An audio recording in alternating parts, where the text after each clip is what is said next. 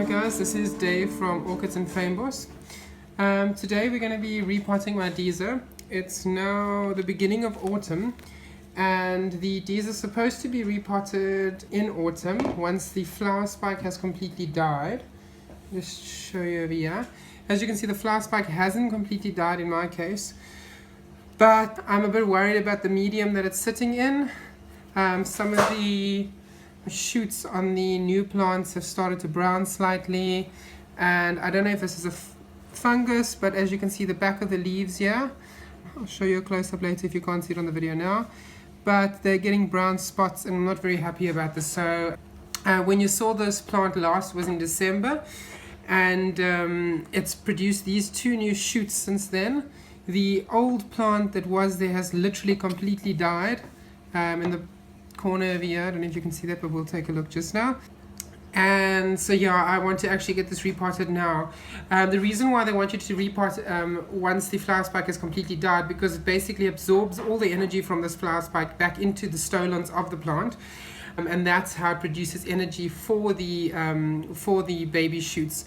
However, these baby shoots are quite big at the moment, so I think they'll be okay. I also might, I'm still thinking about it, but I might decide to leave the flower spike on, disinfect everything, maybe pull off some of the dead leaves and leave the flower spike on so it can absorb some of the energy. I'm not sure, I haven't decided yet what I'm going to do. We'll see what happens once we see what's happening inside the actual pot. I do have I'm also not messing around with mixing up my own potting mix. I have a potting mix I've bought from Kirsten Marsh Gardens for Disas. It's 2 parts sphagnum moss to 1 part perlite, and so I will be using this. And this also has a slow release fertilizer in. I'm not sure exactly how this works, because from my knowledge, you should stop fertilizing the plant once the new growths have developed. So I'm not sure how this is going to work. And they say be careful about fertilizing because it prevents development of the stolons. But this is going to be a trial and error, and we're going to see what happens. I just think we need to do an emergency operation and start to repot this plant now, because I don't want to leave it too long if there is something bad going on inside the media. So yeah, so that's what we're going to do, and yeah, we'll see how this goes. I've got my hydrogen peroxide as well, 3%, that I will be using to spray the plants, the roots, and also to disinfect other areas of the plants.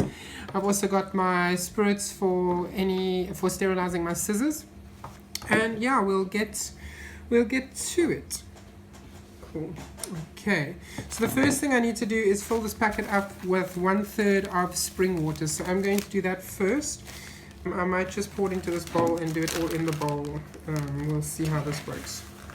I'm going to also be repotting my sundews, so you'll see that with the same mix.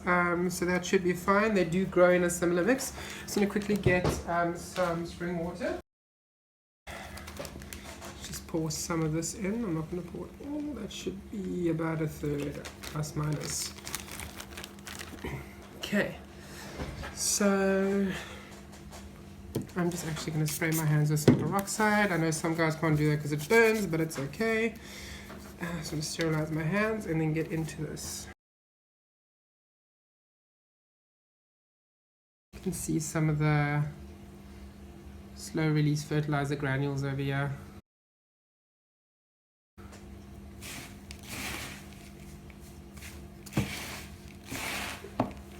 So yeah, as I said, this is going to be a trial and error. I hope the plant does survive. Out of my collection, it's probably been one of the most stressful orchids to try and grow. That it actually comes from Cape Town in this area. You would think it would be easier. But yeah, I'm going to do some changing to the environment as well that I grow this orchid in, and I'll show you some of that later. You would have seen in the past I had it in a large cylindrical glass vase. I'm now going to be putting it in a more shallow vase, so it can have more ventilation. I think that might also be the reason. If this is a fungus, that's what might have caused it. I did also spray the plant down, I'm not sure if I said it, but I did spray the plant down last week with hydrogen peroxide. So I haven't seen any more. Well, it's difficult to say when you've got so many little spots on, but it doesn't look like the plant's got worse, but I don't want to leave it, so we'll see. Cool. Okay, so let's see what is happening inside this pot. Okay, let's soak the plant in water.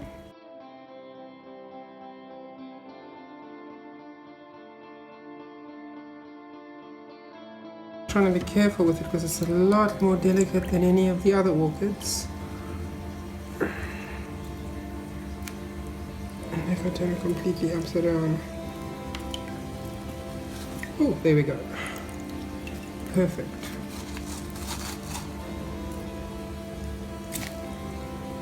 Okay. So, let's see what's going on here. Oh, it's just falling apart. Okay, so that is what I thought. I had a feeling that this little baby over here, you can see this one, I had a feeling it was a separate plant. It wasn't the same plant.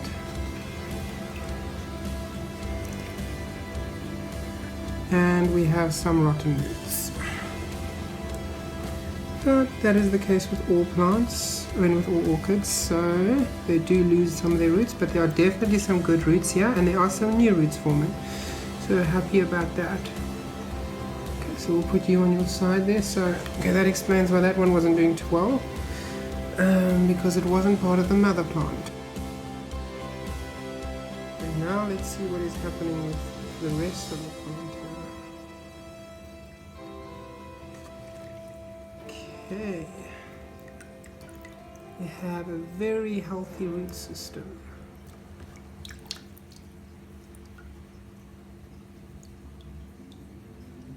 And we have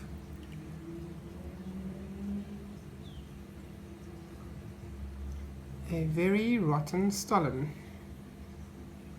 So that was the old other plant that I was telling you that died off. I also think it was a separate plant. I'm not sure if it was part of this main one. I cannot tell you now. And there is absolutely no way that I'm going to be able to separate this flower spike from these two babies at the moment.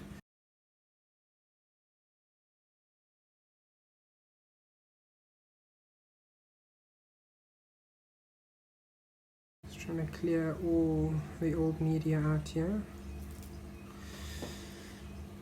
Yeah, I'm still a bit two-minded. I do actually want to separate this flower spike because you can see that it is starting to die, and it will eventually. That is what the part of the process is.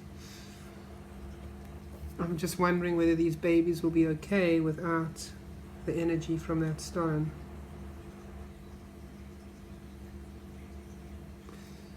And I think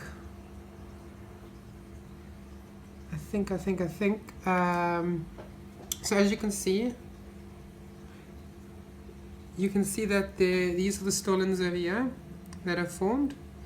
This is the old flower spike stolon. I'm thinking that those are quite a bit developed. If I compare it to the old stolon, they're pretty much the same size. So I'm thinking actually now that it might be a good idea, to remove the flower spike.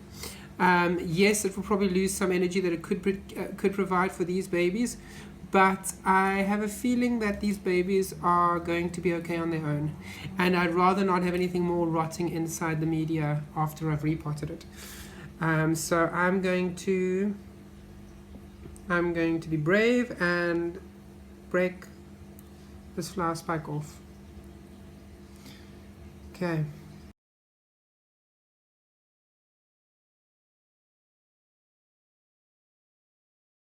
There's the other root. Okay, flower spike removed. I might try my luck with that flower spike and see. Oh gosh, these are also two. Are these separate plants? They are indeed. And look at that, guys. It appears that we had, I didn't do any separation here myself. It appears that we have 1, 2, 3, 4 separate plants. So, yeah, unless they were all joined by the mother plant, I'm not sure at this point. Okay, well, there's nothing we can do. We've separated them. I might pot up the mother plant in a separate pot just to see what happens. Who knows, maybe she develops more babies. I highly doubt it. I don't think there's much energy there, but since I've taken the other babies off of her, she might send out another one. Who knows? Let's try it. Cool. I'm going to get rid of this media quickly and go and fill it up with fresh water and rinse the plants off. Okay guys, so I'm just going to spray these plants down gently to get rid of all the old media. So I think I just caught it in time. These babies have got something developing on their leaves, and hopefully by getting rid of all this muck they will pick up.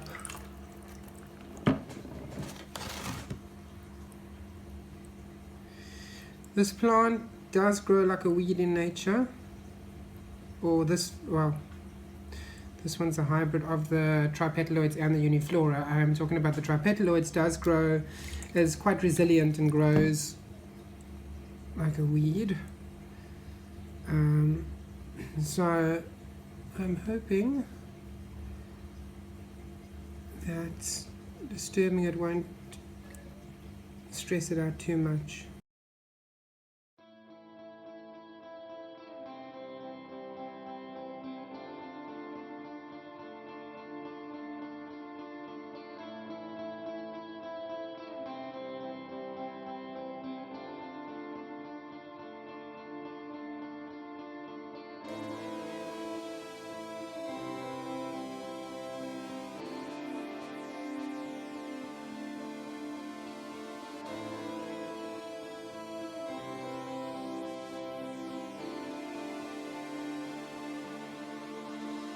Okay, these babies I'm going to pot up with the other two. Okay, so this, oh, there we go. I was just going to show you. This one here has completely lost its stolon. Completely gone. And I kind of saw that one happening when that leaf started to brown. I knew there was something drastically wrong. So what I think happened is, I think these were two separate plants. And I think this one is the baby of that plant. But the conditions aren't ideal. As you can see, this one's leaf is also browning. So I'm going to give this one a try and see. I'm going to put it in with the other ones. Luckily it's tiny, so if it does rot off completely and die, I can just pluck the whole thing out and it won't disturb the other plants. I'll put it on the other side of the pot as well. But they are fresh growing, they are new root growth, so that is a good sign. I think it's just, it's really, really tiny, and honestly, I don't know how this one's going to do. This side. Let's mess with this one now. Okay, so this one I'm going to put in a separate pot. Again, I don't expect anything from this one, but you never know. Look, this plant, the leaves are going to eventually rot and die off, but I'm going to leave it and then see what happens during that process. I'm hoping that maybe I can get a few babies from this one. Okay, so just wash this pot out.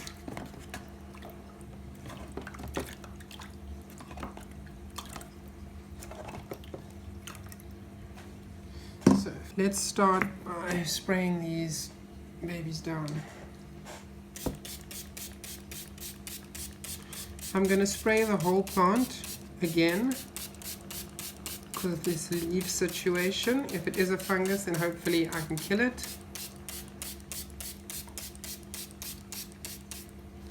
Okay, actually that's just, it was a bit silly actually.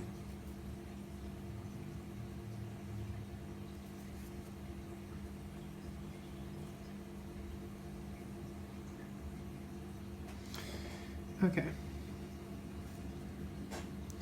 next one.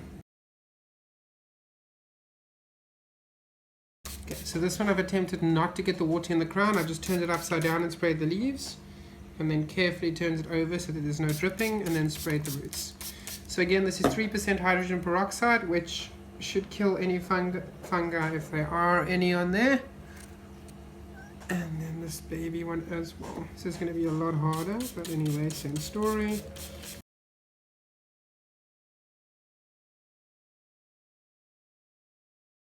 It is quite hot, so those should dry out properly. Also, I'm going to put them in a more ventilated area, so they should be 100s. Okay, so let's get started repotting this. We need to place the mixture at the bottom. Okay, so this, you must be very careful with this mixture. It must not be compacted. So there's always a tendency to push around the plants and stuff like that. In this mixture must absolutely not be compacted. So the white color of the plant must also not show at all. So let's see how we're going to do this.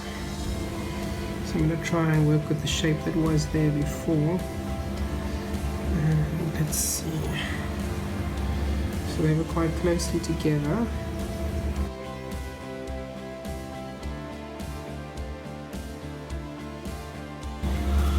Okay, let's go with that shape. Perfect. Cool. Let's fill this up.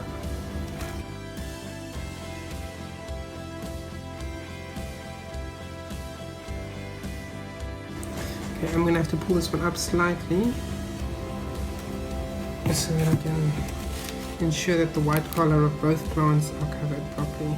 Okay, so again, I'm not pushing down on the media, I'm just tapping it into these corners or moving it into these corners, and then I'll tap down a bit and then use pull back together.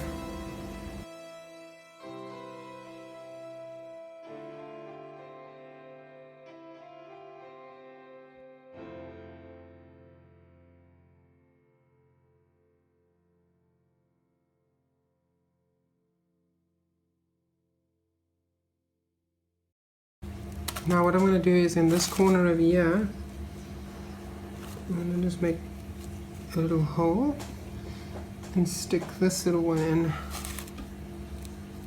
Same story.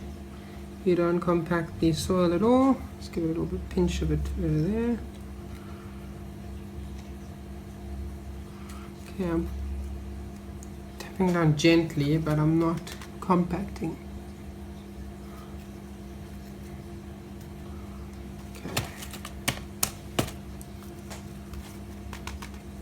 Awesome, and there is the repotted Disa. Cool.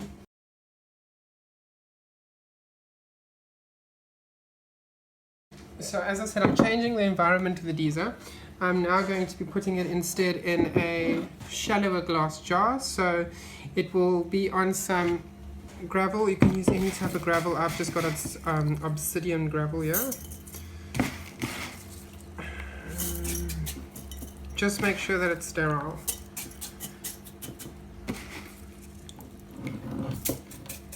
Okay, and a little bit more. So what I'm hoping will happen is I'm going to keep the water level up high, well, just touching the bottom of the pot. And I'm hoping that by this pot standing on top here, on top of the gravel, it will create a humidified chamber effect, and that as the water evaporates, it will rise through the plant and it will keep the leaves moist. In the past, as I said, I've had it in a long cylindrical chamber that literally covered the top of the flower spikes up to this level. But I found in the past that I'm not sure that it was getting the amount of ventilation that the plant actually needs, and that might be why. If this is a fungus, that might be the reason why this has formed. So we're going to see how this is managed, and hopefully the plant will do better this way. I know that this is generally how people do grow them, so yeah. The reason I had it in a cylindrical container was honestly because of my cats. They will eat anything and bite anything. So what I will do in future is I'll water this plant. I'll drench the soil with water. Usually I use a jug of water.